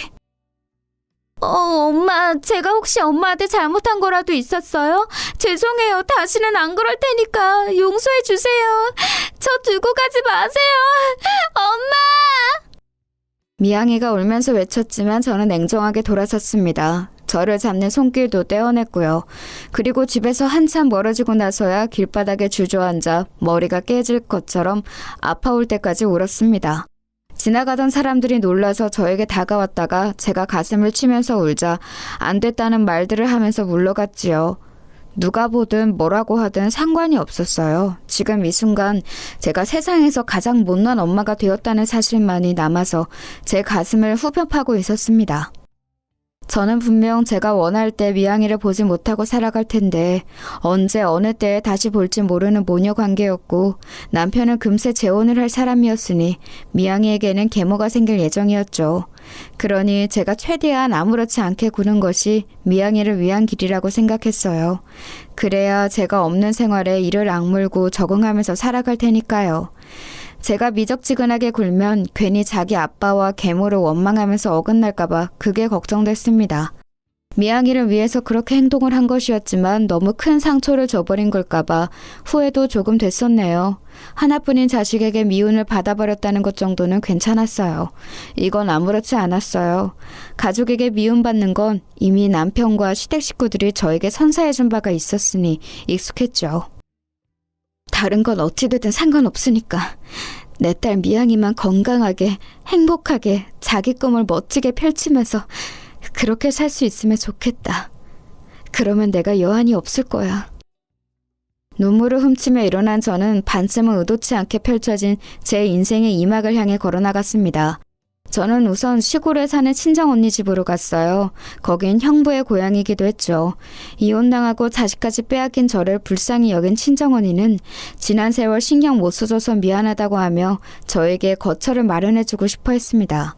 마음씨 좋은 형부가 동의를 해줘서 저는 그 집에 머물게 되었어요. 시골의 일손을 주로 돕는 일을 하며 지냈습니다. 언니와 형부에게 고마웠고 머리에 잡념을 지우고 싶은 마음도 있어서 저는 꽤 한 번 안 부리고 열심히 일을 했어요. 1년 하고도 2개월을 그곳에 있다가 이제는 떠날 때가 된 것 같아서 짐을 쌌습니다. 제가 그곳에 도착했을 때와는 다르게 생기 있는 얼굴로 떠나겠다고 하자 언니와 형부도 안심되는 얼굴로 웃어주었죠. 그런데 생각지도 못한 일이 벌어졌어요. 그 시골 마을의 유지라고 할 수 있는 어르신께서 그간 저를 눈여겨보셨던 겁니다. 그분께서는 제가 떠났다는 걸 아시자마자 안타깝고 놀라워하시면서 친정언니에게 이런 말씀을 넌지시 건네셨어요. 내가 건너 아는 사람의 일인데 그 양반의 며느리가 사고로 세상을 떠나서 아들이 혼자가 됐거든. 손자 하나, 손녀 하나 이렇게 둘이 있다던데 그 아들 녀석이 바깥일만 할 줄 알지 살림 같은 것과는 영 인연이 없나 보더라고. 어찌 애들을 계속 혼자 키울 수 있겠어. 일찍 결혼했던 탓에 나이도 아직 젊은데. 그러니까 저를 그 지인의 아들이라는 사람과 붙여주고 싶다는 의미였습니다. 친정언니에게서 그 이야기를 전해들은 저는 황당무계한 이야기라고 생각했고 그대로 대답을 해주려고 그랬어요. 하지만 뭔가 제 입에서 머뭇거림이 먼저 나갔습니다. 거절의 말이 얼른 안 나가더라고요. 아주 이상한 일이었죠. 제가 망설이는 사이 친정언니가 남녀의 일은 생각처럼 어차피 흘러가지 않으니 부담 가지지 말고 그 상대와 한번 만나서 인사나 나눠보는 게 어떻냐고 그랬습니다. 친정언니로서는 그 동네에서 힘 있으신 분이 주신 제안을 거절하기 어려운 모양이었어요. 그래서 저는 거절할 도리가 없는 것처럼 굴며 그 상대의 얼굴이나 보겠다고 그랬습니다. 어이가 없었던 건 상대는 아예 생각도 못하고 있었다는 점이에요. 바쁘게 살고 있던 어느 날 부친을 통해서 멀리 알고 지내는 지인이 웬 여자 하나를 너에게 소개시켜주고 싶다고 한다는 소리를 들은 거였죠. 당황한 그 사람은 거절하려고 했으나 딱히 거절한 명목이 없어서 어쩔 수 없이 자리에 한번 나와보게 되었어요. 그게 제 남편과 저의 만남이었죠. 저에게 배신을 선사하였고 끔찍한 이혼을 선사해준 전 남편 말고 진짜 제 남편과의 인연은 이런 모습이었습니다. 남편과는 처음부터 대화가 잘 통했던 것 같아요. 일 때문에 늘 바쁜 사람인지라 느긋한 맛은 없었지만 사람이 꽤 진솔한 매력이 있었어요. 말을 허투루 하지 않았죠. 결혼하고 5년 뒤에 모친상을 당했던 남편이었는데 배우자마자 떠나보내게 되자 마음이 침울하게 가라앉은 상태로 살고 있었습니다. 그러나 자식들 앞에서 나약한 모습을 보일 수 없어서 강인한 척 연기를 하고 있었죠. 남편이 약해진 자기 마음을 내어보일 자리가 되어주고 싶었어요. 왠지 보듬어주고 싶더라고요. 그리고 남편은 저를 보면서 버팀목이 되어주고 싶다는 생각을 했다고 합니다. 서로가 잘 맞았던 거예요.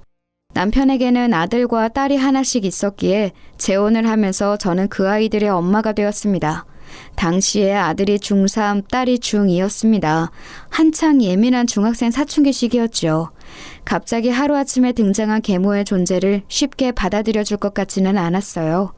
그래서 애초에 큰 기대를 내려놓았으나 상상 이상으로 아이들은 거칠었습니다. 남편의 앞에서는 어느 정도 저를 대우해 주었으나 남편이 없는 자리에서는 숨겨진 발톱을 드러냈었죠. 아들이 저를 비꼬면 옆에서 딸은 맞장구를 치다 못해 한수를 더 떴습니다. 아줌마, 우리 집 재산 노리고 아빠하고 재혼하신 거죠?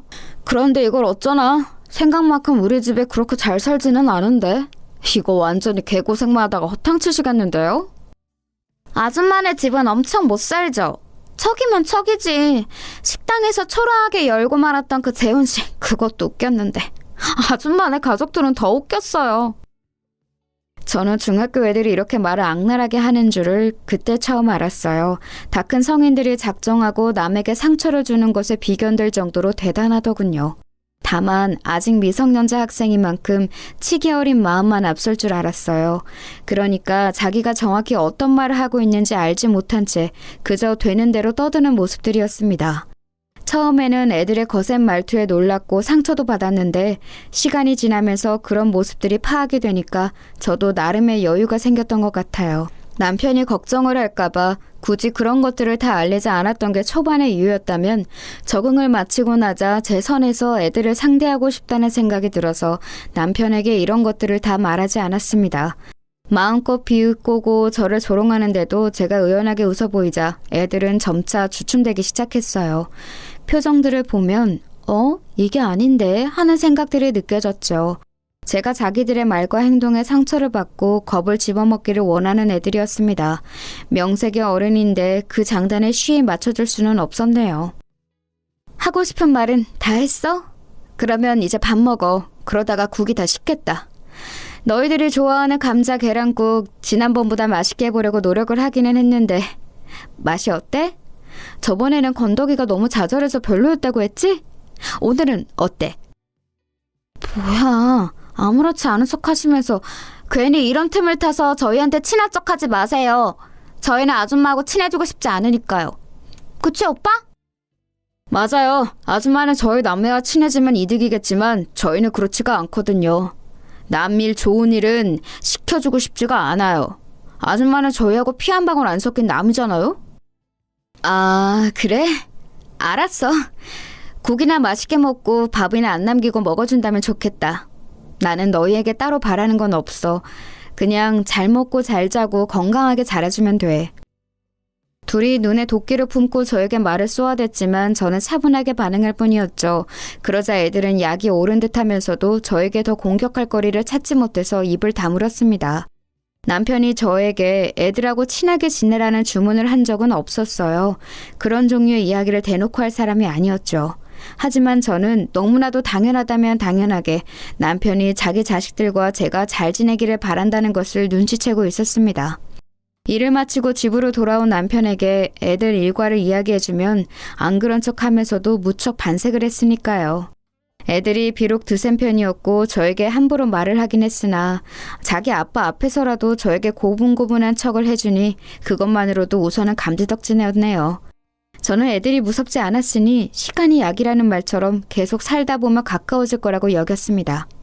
무탈한 나날이 이어질 거라고 믿었던 때에 딸이 사고를 치고 말았습니다. 고등학생이 된 딸은 생각만큼 성적이 따라와 주지는 않았는데 마음은 조급하니까 공부를 잘하는 같은 반 친구가 미웠던 모양이에요. 그 친구가 과목별로 요점 정리를 해놓은 공책을 딸이 훔쳤습니다. 그랬다가 딱 걸렸는데 문제는 그때가 처음이 아니었던 것이었죠. 이미 지난 몇 달간 그 친구의 공책, 문제집, 필기구 등을 훔쳐다가 자기가 몰래 쓰거나 내다 버려왔던 거예요. 그런 전말까지 밝혀지자 선생님께서는 학부모를 호출하셨고 제가 학교에 갔습니다. 선생님께 사과를 드리고 재발 방지를 약속하는 그런 과정만 머릿속에 그리고 간 저는 당황하고 말았어요. 피해 학생의 양친이 학교에 와 계셨습니다. 그리고 딸은 분한 얼굴로 입술을 꾹 다물고 눈물만 뚝뚝 흘리고 있었어요. 그런 쪽에 문외 아닌 제가 보기에도 비싼 명품인 것들을 몸에 두르신 피해 학생의 모친께서는 딸에게 삿대질을 하시며 앞길을 망쳐놓겠다고 하셨습니다. 너같이 싹수 노란 애는 커서도 똑같겠지. 갱생이라는 게 안 될 거야. 학교 측에서 교칙 따져가며 내리는 징계? 눈물 어린 사과? 그딴 거 다 필요 없어. 나는 네가 대학을 가든 취업을 하든 결혼을 하든 그때마다 네가 도둑년이라는 걸 널리 알릴 테니까 어디에서 무엇을 하든 얼굴을 못 들게 다니게 해줄게. 감히 내 딸의 학업을 그따위로 방해해놓고도 두 다리 뻗고 잘 생각을 했다면 너는 크게 착각한 거란다. 이 천하의 몹쓸 도둑년아. 너 같은 쓰레기 종자를 낳고 키운 부모 면상이 참 궁금하다. 듣는 것만으로도 심장이 아려오는 모진 소리였습니다. 억장이 무너진 채로 그곳에 다가간 제가 피해 학생의 양친을 향해 정중하게 인사를 드렸습니다. 조용한 목소리로 제가 엄마입니다 라고 하자 그 두 분도 움찔하셨지만 제 뒤에선 딸이 흠칫하는 게 느껴졌어요. 정말 죄송하게 생각합니다. 전부 다 제 불찰입니다. 제 딸은 영특하고 착한 아이예요. 다만 공부 욕심이 많고 때때로 의욕이 넘쳐서 충동적인 일을 벌일 때가 있습니다만 그뿐이에요. 이렇게 멀쩡한 아이를 결코 옳지 못한 행동을 하도록 만든 원흉이 바로 저입니다. 예? 그렇다면 혹시 어머니께서 그거 훔쳐라 저거 훔쳐라 이렇게 지시라고 하셨다는 건가요? 아니요, 그런 의미는 아니었습니다. 저는 제 딸이 그런 잘못을 저질렀는지 몰랐어요. 지난 몇 달간 눈치조차 채지 못했죠. 그러니 저의 잘못입니다. 학교에서 무슨 일이 있었는지 들여다보려고 노력하지 않았고 안일하게 지나치고 말았던 부족한 엄마의 잘못이에요. 아직 미래가 창창하고 꿈이 많은 아이입니다. 부디 마음 너그러이 써주셔서 제 딸이 그릇된 행동을 교정하고 옳게 된 앞날을 살아갈 수 있도록 그 미래를 온전히 누릴 수 있도록 부디 이번 일을 용서해 주세요. 감히 용서를 구합니다. 부탁드려요. 다시는 이런 일이 일어나지 않도록 제가 더욱 노력하는 엄마가 되겠습니다. 다시 한번 제 딸이 저지른 잘못에 대해 죄송하다는 인사를 전합니다. 저는 깊숙이 허리를 숙여 인사를 드렸습니다. 필요하다면 언제든 무릎을 꿇을 준비가 되어 있었고요. 하지만 다행히 그럴 필요는 없었어요. 무척 난감하고 떨떠름하다는 표정으로 피해 학생의 양친께서는 이번 일을 이쯤에서 넘어가겠다고 해주셨습니다. 그러자 안심이 된 것인지 딸이 한숨을 내쉬면서 잠시 몸을 휘청거리더라고요. 많이 걱정했고 긴장했을 테지요. 피해 학생은 소위 엘리트 집안이라고 불리우는 환경에서 자란 아이였더라고요. 집안에 든든한 백이 여럿 있었으니 딸에게 보복을 가하는 것도 어렵지 않은 일이었습니다.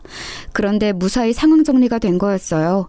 저는 딸에게 이제 괜찮다는 표시로 어깨를 두드려 주었지만 딸은 자존심이 상한다는 얼굴로 제 손을 쳐내더니 교무실을 떠나서 교실로 가버렸습니다. 그리고 남겨진 저에게 피해 학생의 모친께서 슬그머니 다가오시더니 이런 말씀을 남기셨어요. 제가 전에 친엄마가 돌아가셨다는 것 같던데 그럼 어머니께서는 새엄마이신 거죠? 조심하세요. 오시기 전에 무슨 일이 있었던 줄 아시나요? 저희한테 돈 많다고 떵떵거리지 마라. 어차피 목숨은 똑같이 한 개다. 이런 소리를 했습니다. 아휴, 저는 그게 왠지 섬뜩하게 들리더라고요. 저는 그냥 맞장구를 치듯이 네 하고 말았지만 왠지 그 문장을 곱씹어보자 조금 무섭게 느껴지기도 했습니다. 하지만 깊이 생각하면 저에게 득이 될 게 없을 것 같아서 그러지는 않았네요. 딸을 도와주었던 그 사건 이후 남편이 저에게 보내는 신뢰는 더욱 깊어졌고 딸은 더 이상 제 면전이 되고 조롱하며 비꼬는 행위를 하지 않았습니다. 오만방자한 그 태도는 여전했지만요. 수험생 신분을 방패 삼아서 왕노릇을 하였던 아들은 수능을 코앞에 두고서는 더욱 예민하게 굴었어요. 아줌마, 호박 좀 먹고 싶어서 해달라니까 지금 이게 뭐예요? 장난하세요? 일부러 저 엿먹이려고 이러시는 거죠? 호박 중에 팥이 왜 이렇게 많아? 이 콩들은 또 뭐고? 건강 생각해서 넣어봤는데 마음에 안 드니? 입맛에 안 맞아? 그 콩은 두뇌에 좋다고 유명한 거라서 공부하는 데 도움될까봐 일부러 구에다가 넣어본 건데 맛이 별로면 건더기는 빼고 먹어. 생각해서 넣는다고 넣은 건데 내가 괜히 그런 것 같다. 미안해. 다음에는 호박죽 건더기 없이 정말 깔끔하게 맛있게 해줄게. 지금 나랑 어디 한번 해보자는 건가? 건더기는 빼고 먹으라고? 그럼 나보고 직접 건더기를 분리하라는 거잖아. 그건 당신이 해야지 이 아줌마야. 진짜 엄마도 아닌 주제에 나댈 때부터 알아봤어야 했는데 어떻게 하면 이렇게 단 한 구석도 쓸모가 없지? 쓸모가 없다는 말. 왠지 저를 괴롭혀대셨던 시어머니가 떠올라서 눈앞이 아찔해졌습니다. 충격을 받은 제가 가만히 있자 아들은 호박죽이 담긴 그릇을 저에게 던졌어요. 턱에 맞았고 내용물은 전부 제 옷을 적시며 쏟아져 버렸죠. 뜨끈한 호박죽에 젖은 채로 그릇이 바닥을 나뒹구는 소리를 듣고 있자니 이보다 더 비참할 수는 없겠다는 생각이 들었습니다. 그런 생각을 하면서 저는 웃었습니다. 희미하게 웃어 보이며 아들에게 난 괜찮으니 공부하러 들어가 봐 이런 소리나 기껏 했던 것 같아요. 수능이 목전이었는데 제가 망칠 수야 없었죠. 저에게 쌍욕을 내뱉고 방으로 들어간 아들을 위해 저는 다시 호박죽을 새로 끓였습니다. 그걸 가져다 줬더니 잘 먹더라고요. 그래서 저는 미안했어요. 진작에 제대로 끓여주진 못했던 제 부족함이 가뜩이나 예민한 아들을 건드린 것 같았네요. 그렇게 저는 애들을 몇 번이고 다독이며 감싸 안았습니다. 부정할 수 없는 제 자식들이라 여기면서 늘 웃으며 참았고 인내하였고 삐뚤어지는 애들을 붙잡고 바른 길로 이끌었어요. 아들이 여자친구의 이별 선언에 군대에서 탈영할 뻔했을 때 필사적으로 막았고 딸이 10살 연상의 사업가와 눈이 맞아서 대학 자퇴하고 결혼을 하겠다 했을 때 온갖 욕을 먹으면서도 목숨 걸고 막았습니다. 결과적으로 그 사업가는 완전히 사기꾼이었지요. 이런 건 단적인 예시일 뿐 제가 애들 인생을 위해 나선 순간은 수도 없었네요. 남편이 그랬습니다. 내 자식들이지만 가끔은 당신을 괴롭히기 위해 태어난 악마들인가 싶을 때도 있어. 저는 그런 소리 하지 말라고 나무랐고요. 둘 다 성인이 되었을 때 남편이 엄포를 놓아서 애들은 저를 이제 아줌마가 아닌 엄마라고 불렀습니다. 처음에는 끔찍하게 그 호칭을 싫어하더니 점차 익숙하게 저를 엄마라고 부르더군요. 그 변화가 저는 감사했습니다. 비로소 애들 앞에서 의연하게 굴기 위한 웃음이 아닌 제 안에서 우러나오는 미소가 지어졌네요. 자식 키우는 보람이 이런 것이구나, 이런 감상이 드는 순간이면 저는 어김없이 제 딸이 생각났습니다. 제가 배 아파서 낳은 친딸 미양이 말이에요. 남편은 당연히 미양이의 존재를 알았지만 애들은 몰랐습니다. 함께 지내다가 자연스레 밝히는 게 원래 계획이었는데 제가 애들을 직접 겪어보니까 아무래도 알렸다가는 역효과만 날 것 같았어요. 밝히는 순간부터 제 친딸 미양이를 들먹일 게 틀림없었죠. 그래서 꽁꽁 감춰두고 산 제 딸 미양이를 저는 먼 발치에서만 3번 보았습니다. 첫 번째는 미양이가 저를 찾아왔던 때였어요. 저는 그날따라 애들과 집 근처 새로 생긴 돼지갈비 가게에서 외식을 하고 집으로 걸어오던 길이었어요.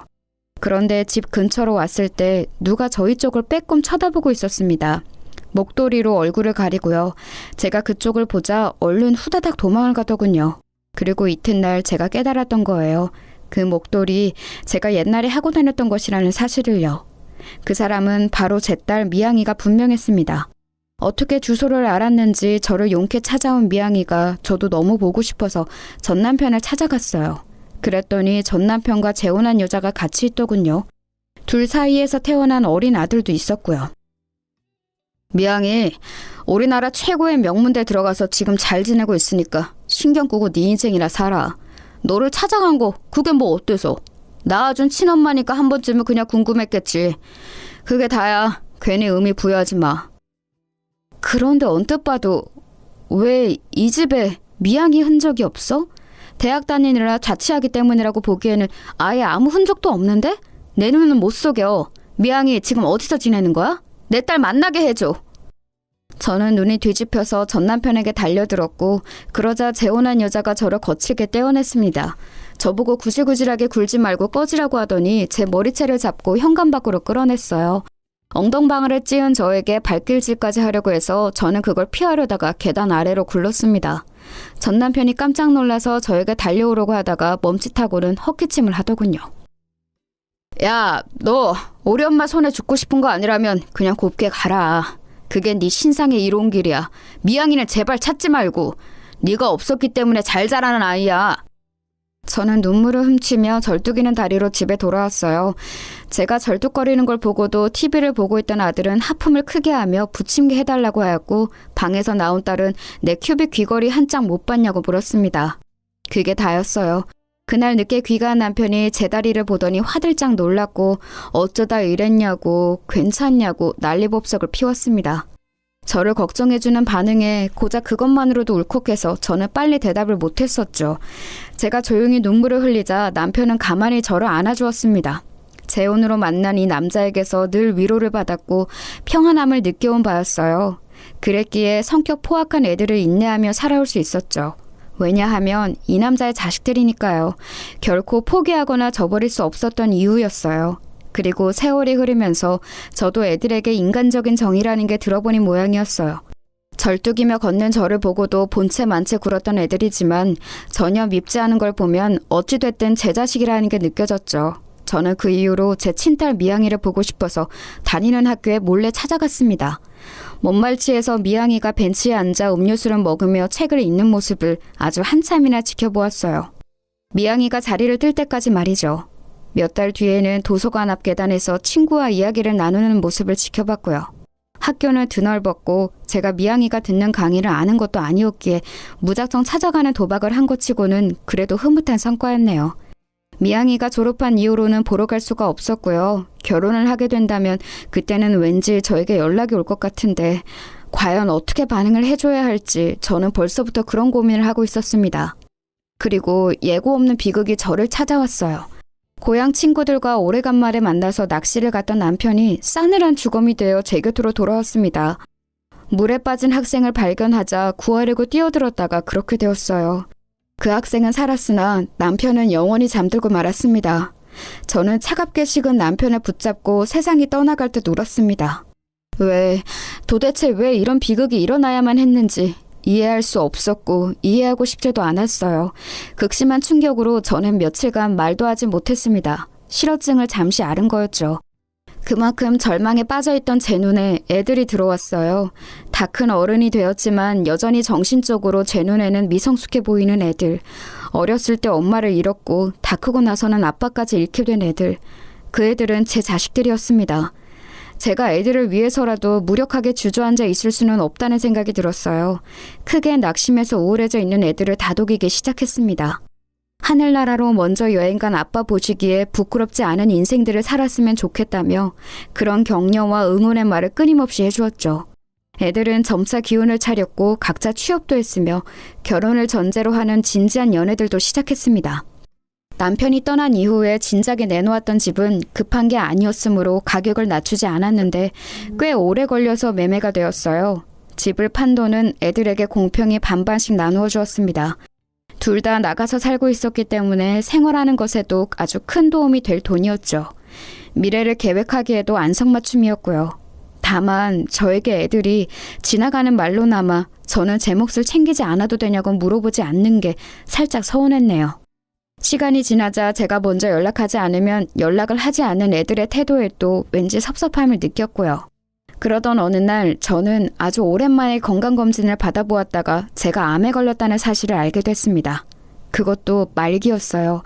몸이 안 좋다고는 생각했었지만 암과 연결 지어볼 생각은 한 적이 없었기에 하늘이 무너지는 듯 했습니다. 저는 당연히 곧장 애들에게 연락을 했어요. 병원에 있다고 아주 중요하게 할 이야기 있으니 꼭 와달라고 그랬습니다. 내가 암에 걸렸대. 그리고 지금 상태가 말기라서 마음의 준비를 하고 있어야 할 것 같대. 나는 아직 너희 아빠를 따라갈 준비가 안 됐는데 나 어쩜 좋으니? 네? 암 말기라고요? 그럼 돌아가시겠네요? 저 지금 여자친구하고 결혼 얘기를 하던 중이었는데 결혼식 날짜를 신중하게 한번 생각해봐야겠어요. 아예 나중으로 잡는 것도 나쁘지 않겠네요. 하실 말씀 다 하셨으면 저는 바빠서 먼저 가볼게요. 아들이 죄송하다는 표정을 지어 보이고 병실을 빠져나갔습니다. 순식간에 벌어진 상황에 저는 넋을 잃고 말았어요. 대체 이런 반응이 정상적인 것인가 가능은 한 것인가 싶어서 믿어지지 않았습니다. 이런 제 감상에 동의를 구하며 저는 딸을 쳐다봤는데 그러자 딸이 한숨을 내쉬더군요. 짜증나. 왜 암에 걸리셔서 사람을 귀찮게 만드세요? 이런 얘기 듣고 가만히 있으면 나쁜 년 되는 것 같아서 짜증난다고요. 너는 지금 네 기분과 네 입장이 더 중요해? 어떻게 그럴 수가 있어? 사람이라면 이래서는 안 되지. 훈계하면서 슬슬 감명시키려고 밑바까시는 거죠? 안 통해요. 저도 오빠처럼 많이 바빠서요. 죄송하지만 임종 때나 올게요. 1시간 안에 돌아가실 것 같을 때만 부르세요. 어차피 아빠 돌아가셔서 재산 정리도 끝난 마당에 무슨 볼일 있다고. 참나. 딸이 투덜대며 병실을 나갔고 저는 지난 세월을 곱씹어봤습니다. 제가 뭘 그렇게 잘못했나 싶어서요. 그런데 가슴에 손을 얹고 생각을 해봐도 저는 애들에게 잘못한 게 없었습니다. 살찐 성인의 자세로 살아온 게 잘못이라면 잘못이었지요. 제 가슴에 피멍이 들고 눈에는 피눈물이 흐르던 그때였어요. 병실 문이 열리고 들어온 사람은 제 친딸 미양이었습니다. 엄마? 저 이제는 알아요. 옛날 그때 엄마가 왜 저를 두고 가셨는지, 왜 그렇게 말씀을 하실 수밖에 없었는지. 저를 보러 오셨다가 사기꾼 그 여자한테 수모를 당하셨다는 것도 이제는 다 알고 있어요. 아빠가 얘기해 주셨어요. 미양이가 울면서 제 품에 안겼습니다. 다 큰 제 딸. 그러나 여전히 저에게는 아이 같은 미양이를 저도 아주 오랜만에 안아보았고 한참을 울었어요. 그리고 이야기를 들었습니다. 놀랍게도 제가 미양이를 보러 전 남편에게 찾아갔다가 계단을 굴렀던 그날 전 시어머니셨던 그분이 저처럼 똑같이 계단을 구르셨다네요. 다른 점이라면 저는 가볍게 구른 것이었고 그분은 뇌를 다쳐서 그 이후로 병원 생활을 수개월 이어가시다가 돌아가셨대요. 전 남편은 이걸 두고 제 원한이 내린 저주라고 했다고 합니다. 그런데 전 시어머니 그분이 돌아가시고 2달이 지났을 때 웬 남자가 찾아오더니 전 남편에게 당신 아들은 내 아들이라고 했다는 거예요. 알고 보니 재혼한 그 여자는 다른 남자와의 사이에서 아들을 가진 것이었고 전 남편을 속여왔던 겁니다. 친자 검사를 해봤더니 그 아이는 정말 전 남편의 핏줄이 아닌 것으로 나왔고요. 게다가 그 여자는 미양이를 찬밥 취급하면서 단 한 번도 따뜻한 말 한마디를 해준 적이 없다고 했습니다. 미양이를 일찍 자취를 시키며 내쫓았고요. 당연히 이혼이었죠. 전 남편은 미양이에게 저와 이혼했던 옛날이 생각난다며 옛 이야기를 해준 것이었죠. 제가 전 시어머니께 당했던 모든 것들을 당시에 전 남편에게 전했었기 때문에 그 일화들은 남아있었고 그걸 모두 알게 된 미양이는 분노를 금하지 못했습니다. 미양이는 전 남편과 절연을 하겠다 했고 전 남편은 유일한 친자식을 잃을 수 없다며 애걸복걸을 했어요. 그런 때에 제가 전 남편에게 연락해서 말기 암이란 사실을 알린 겁니다. 그리고 미양이가 저를 찾아오게 된 것이죠. 내가 너무 어리석었어. 내가 언제나 바보 같았기 때문에 너를 잃었고 허송세월을 보낸 거야. 내가 다 미안하다. 내 딸 미양아, 내가 다 잘못했다. 그래서 내가 지금 벌을 받나 봐. 제가 그렇게 말하자 미양이는 그제서야 제가 재혼한 가정이 어떻게 되었는지, 왜 지금 제 곁에 아무도 없는지 궁금해했어요. 저는 모든 이야기를 해주었죠. 그리고 이야기를 마쳤을 때 미양이의 눈빛에는 살벌한 적개심이 가득 차 있었습니다. 복수를 해야겠다고 마음을 먹은 저와 단번에 통했죠. 복수를 위해 쓰기 좋은 용병은 이미 준비되어 있었어요. 전 남편이요. 아들이 결혼을 꿈꾸며 푹 빠져있는 여자친구의 직장, 가족들이 살고 있는 집에 전단을 쫙 돌렸습니다. 제작한 그 전단의 내용은 아들이 침대에 여자 속옷을 쫙 늘어놓고 심지어는 자기가 직접 착용도 한 채로 찍은 사진이 커다랗게 박혀 있었죠. 아들은 여자 속옷에 집착하는 이상한 성향이 있었습니다. 그런 비밀을 숨기고 있기 때문에 늘 예민했던 것이죠. 아들과 가까워지고 싶었던 순수한 저의 마음이 어느 날 그런 비밀을 캐내고 말았고 저는 아무것도 모르는 척 지내왔습니다. 그러나 이제는 상황이 달랐어요. 아들의 자취방과 노트북의 비밀번호를 알고 있었으므로 그곳에 잠든 은밀한 사진들을 빼왔습니다. 그 전단은 아들의 직장에도 퍼졌고 그걸로 끝이 아니었어요. 아들의 노트북에는 이메일 계정이 로그인되어 있었고 그 이메일은 휴대폰과 연동이 되어 있었어요. 그래서 아들의 휴대폰 연락처에 저장되어 있는 모든 사람들에게 아들의 폐륜 행각을 정리해둔 이미지 파일을 전송했습니다. 아들이 인생을 살면서 쌓아온 모든 것들을 무너뜨리는 순간이었죠. 딸에게도 마찬가지였습니다. 딸이 어렵사리 들어간 직장, 순진한 척 가면을 쓰고 만나고 있던 남자친구에게 진실을 알려주었습니다. 딸이 어떻게 성격이 파탄난 인물인지 여실히 보여주는 폐륜의 증거들을 싹 돌렸어요.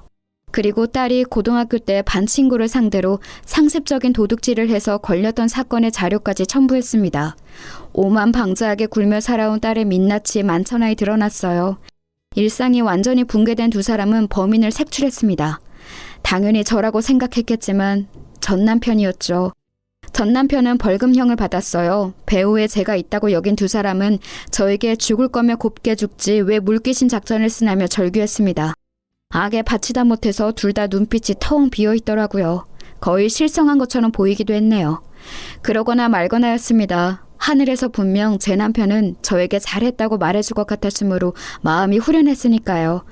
그리고 두 사람이 염원과는 달리 저는 극악의 확률을 뚫고 말기암과 싸워내서 제 두 발로 멀쩡히 걸어서 퇴원까지 했습니다. 이건 기적으로밖에 설명이 안 되는 일이었죠. 엄마, 그거 아세요?